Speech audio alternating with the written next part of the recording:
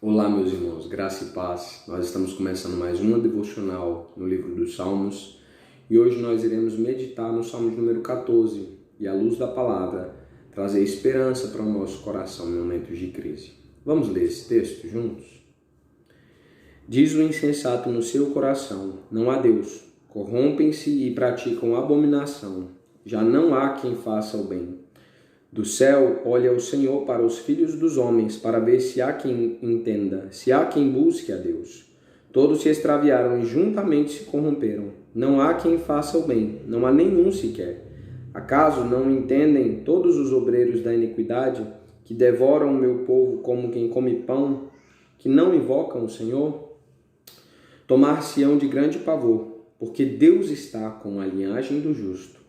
Meteis a ridículo o conselho dos humildes, mas o Senhor é o seu refúgio. Tomara que de Sião viesse já a salvação de Israel. Quando o Senhor restaurar a sorte do seu povo, então exultará Jacó e Israel se alegrará. Certa vez eu e um primo meu fomos evangelizar algumas prostitutas. Era Dia das Mães e sabíamos que nesse dia todo mundo receberia algo, um presente. Mas essas mulheres não.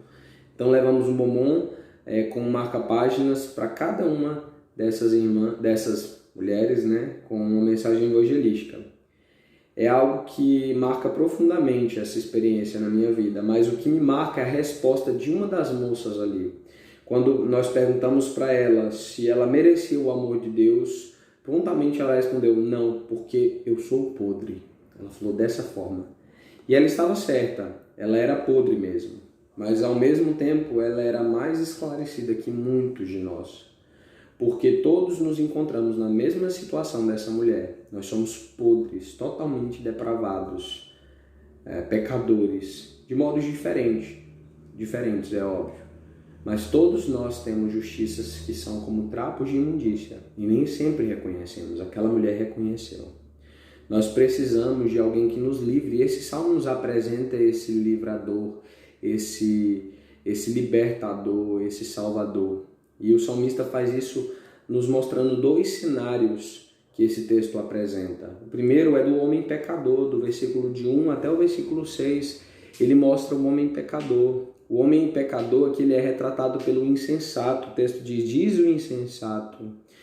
Segundo F. Davidson, o homem insensato é aquele homem ou mulher, jovem ou criança, que é inteiramente indiferente perante os padrões morais da lei e que adota diariamente como princípio pessoal a crença de que a divindade não se preocupa em nada com as diferenças entre o comportamento dos homens. Tais pessoas não podem viver senão uma vida dissoluta e serem incapazes de fazer o bem.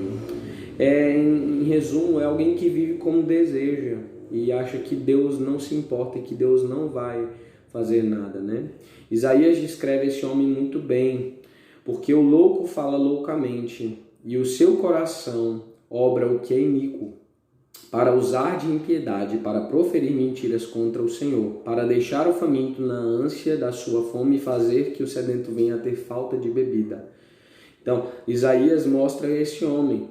Desse modo, a insensatez na Bíblia tem a ver com a moral e não com a ideia de inteligência, intelectualismo. O imoral é todo aquele que vive um padrão inferior àquele estabelecido pelo próprio Deus em seu caráter, que é descrito na palavra dele. Mas quem é esse tipo de pessoa? Todos estão nessa mesma condição de total depravação. Todos os homens estão nessa categoria, todos. E quando eu falo de homens, eu não me refiro aos homens do gênero masculino. Eu estou falando de toda a humanidade. E o salmista também está falando de toda a humanidade. Ele diz: não há quem faça o bem. O texto diz: corrompem-se. Essa palavra é conhecida aqui no Brasil, corrupção, mas nós usamos ela apenas para os políticos, Mas aqui o salmista diz que todos os homens são corruptos, ou seja, mudam a forma, Mudam o formato. Deus é santo e Ele exige que nós sejamos santos também. Ele exige de nós santidade, mas nós vivemos vidas corruptas, fora dos seus padrões. Os homens se corrompem, os homens insensatos se corrompem. Diz também: praticam abominação, versículo 1 ainda. E eu me perguntei enquanto estudava esse texto, o que Deus abomina? E Ele abomina o pecado. Deus abomina o pecado, todos os tipos de pecado. Obviamente há pecado e pecadão, sim, a Bíblia mostra isso. Mas cada pecado tem sua consequência. E todo pecado tem uma consequência semelhante. Qual é? O pecadinho e o pecadão. Todo pecado separa o homem de Deus. Isaías vai dizer que os nossos pecados fazem separação entre nós e o nosso Deus. No verso 2, o salmista diz que o próprio Deus olha dos céus para ver se existe alguém que é bom, alguém que busque a Ele, alguém que entenda, mas Ele não encontra ninguém nessa categoria. O verso 2 demonstra que Deus, em sua perscrutação, não acha essa pessoa boa. Eu sempre ouço as pessoas dizendo, eu sou uma boa pessoa. Ou essa pessoa está errada, ou Deus está errado. Porque esse texto diz que Ele olhou para todos os homens, mas Ele não encontrou ninguém bom. Todos se extraviaram, ou seja, foram pelo caminho errado. O texto diz, todos se extraviaram no versículo 3. Foram pelo caminho errado. Juntamente se corromperam, ainda no versículo 3. Ou seja, não alcançaram o padrão, se corromperam, mudaram a forma. Não há quem faça o bem, ou seja, fazem o mal. São pessoas que fazem o mal. Não há nenhum sequer, ou seja, os homens, ao se acharem bons, estão se enganando. Enganados e tentando enganar o próprio Deus. E essa depravação total, universal, todos os homens, é vista no comportamento fútil dos homens. O versículo 4 diz que esses homens devoram o povo de Deus como quem come pão, ou seja, a prática da maldade é algo simples, é como comer pão para esses homens. No versículo 6 ele diz que esses homens ridicularizam aqueles que são humildes e procuram aconselhar. Ou seja, eles não apenas fazem o mal, mas eles zombam do bem. Você já ouviu alguém zombando do bem? Eu já vi. Uma expressão de quem zomba do bem é bem conhecida, né? Todo mundo faz porque eu não poderia fazer, não é verdade? Então, essa maldade se manifesta no próprio dia a dia desses homens. Mas, pastor, tantas pessoas fazem coisas boas, como ajudar os pobres, fazer coisas assim. Como é que essas pessoas são más? Quem disse? Isso foi a palavra de Deus, meus irmãos. Elas são más. Mas o problema das pessoas não são as obras delas.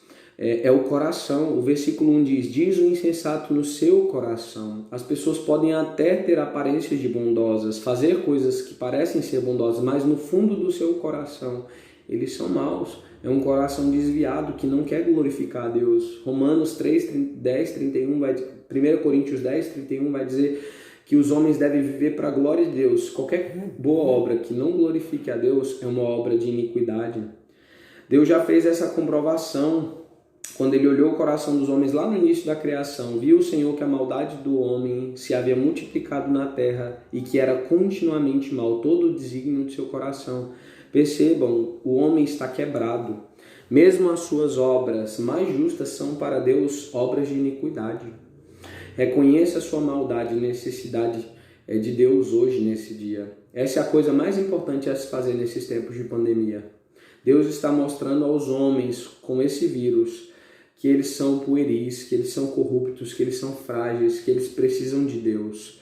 Não seja insensato. Olhe para o Salvador, você precisa dele. Você está quebrado. Mas o salmista apresenta um outro cenário, o do Deus Salvador. Esse é o segundo cenário apresentado por ele. Todos os homens pecaram e por isso carecem que alguém os salve. Eles não podem salvar a si mesmos. E então ele apresenta esse Salvador. No versículo 5 ele diz que o Senhor está com a linhagem do justo. Quem é esse justo aqui? Ele foi prometido lá em Gênesis 3,15. E em Jesus nós conhecemos esse justo que viria da linhagem de Adão. Jesus é o filho de Adão, ele é o segundo Adão, só que ele é santo, perfeito, ele não se desviou. Ele foi justo e pleno, ele é o que nós não conseguimos ser. No versículo 6b ele diz: Deus é o refúgio dos humildes. O pastor Juscelino da ICE de Brasília disse certa vez que humildade é reconhecer quem nós somos diante de Deus. E os versículos de 1 a 6 nos mostram quem nós somos. Somos pecadores, depravados, perdidos e carecemos de Deus. Nós precisamos reconhecer isso, ser humildes e reconhecer a nossa maldade. E então nós poderemos desfrutar da salvação de Deus. Quando nós reconhecemos nossa necessidade de Deus, Ele se torna o nosso refúgio. E no versículo 7, o salmista diz: tomara que de Sião viesse já a salvação. 2 Crônicas 5:7 diz que de Sião, que Sião é a cidade de Davi, Jesus é descendente de Davi, e da casa de Davi que vem o Salvador. É da casa de Davi, Jesus é o filho de Davi. A maneira de desfrutar da salvação é crer, confiar, depender toda a vida e esperança nesse Cristo. O último verso, a última parte do versículo 7 diz: quando o Senhor restaurar a sorte do seu povo, então exultará Jacó e Israel se alegrará. Se olharmos para nós como aquela prostituta olhou para si, nada acontecerá. Mas se fizermos isso, e logo que a culpa, a tristeza, o desespero vierem em nosso coração, nos voltarmos para o Salvador, nós exultaremos, porque Deus restaurará a nossa sorte. Jesus diz: vós que estáis cansados e sobrecarregados, vinde a mim, e eu vos aliviarei. Aquela prostituta precisava olhar para Jesus, e nós precisamos olhar para Jesus como pecadores. De fato, o homem tem um coração quebrado. Isso é verdade, eu também tenho, você tem. Mas Jesus é aquele que restaura corações. Cristo é o que restaura corações. Corações para não mais viver na insensatez, mas para viver como sábios construtores que edificam a vida e cada parte da vida na palavra de Deus revelada em Cristo.